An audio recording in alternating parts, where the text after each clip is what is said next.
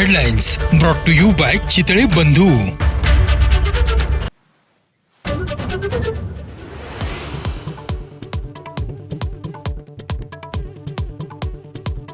ठाण्यात एटीएसची मोठी कारवाई. भारताविषयीची संवेदनशील माहिती पाकिस्तानला देणाऱ्या तरुणाला अटक. पाकिस्तानी गुप्तचर यंत्रणेच्या संपर्कात असलेल्या रवींद्र वर्माला 2 जूनपर्यंत कोठडी.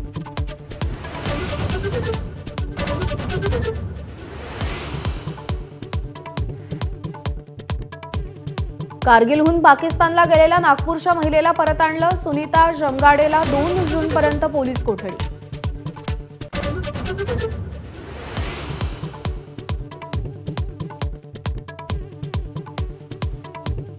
पुण्यातील हगवणे बंधूंच्या अडचणीत वाढ. खोटी माहिती देऊन शस्त्रपरवाने मिळवल्याप्रकरणी शशांक आणि सुशील विरोधात गुन्हा दाखल.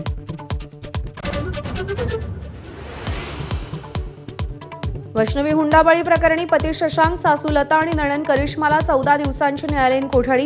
वैद्यकीय कारणानं जामीन मिळावा, लता हगवणेंची मागणी.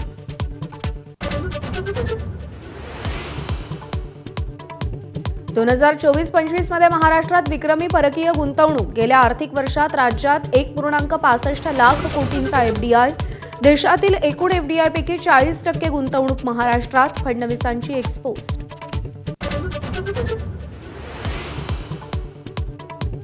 बिहारनंतर पंतप्रधान मोदी आज उत्तर प्रदेशात मेट्रो, वीज, रस्ते, पाण्यासह 21,000 कोटींच्या विकास कामांचं उद्घाटन करणार.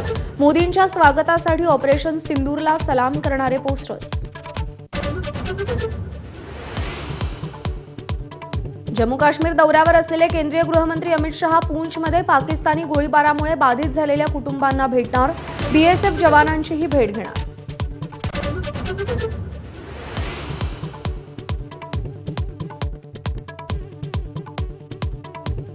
राज्यभरात झालेल्या पावसामुळे शेतीचं मोठं नुकसान. आंबा, संत्रा आणि द्राक्षाच्या बागा उद्ध्वस्त. हातातोंडाशी आलेलं पीक जमीनदोस्त झाल्यानं शेतकऱ्यांचा टाहू.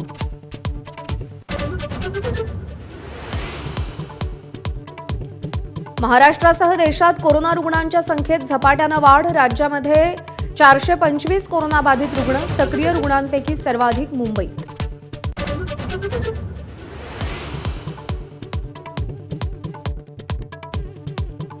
कोणालाही अध्यक्ष करा, मात्र गोकुळचा अध्यक्ष महायुतीचाच झाला पाहिजे. मुख्यमंत्र्यांच्या आदेशानं गोकुळच्या अध्यक्ष निवडीला नववळण.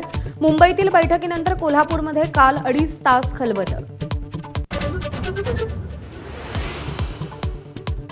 पुण्यामध्ये आज एनडीएचा दीक्षांत संचलन सोहळा. यंदा 17 मुलींची पहिली तुकडी पास आऊट होणार. इतिहासात पहिल्यांदाच एनडीएतून मुलींची तुकडी सैन्य.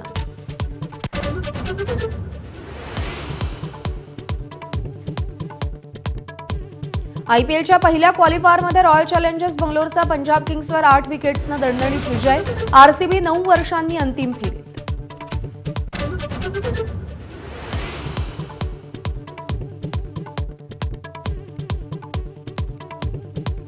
आयपीएलच्या एलिमिनेटर सामन्यात आज गुजरात टायटन्स आणि मुंबई इंडियन्स यांच्यात लढत. विजयी संघ क्वालिफायरच्या दुसऱ्या फेरीत तर पराभूत संघ स्पर्धेतून बाद.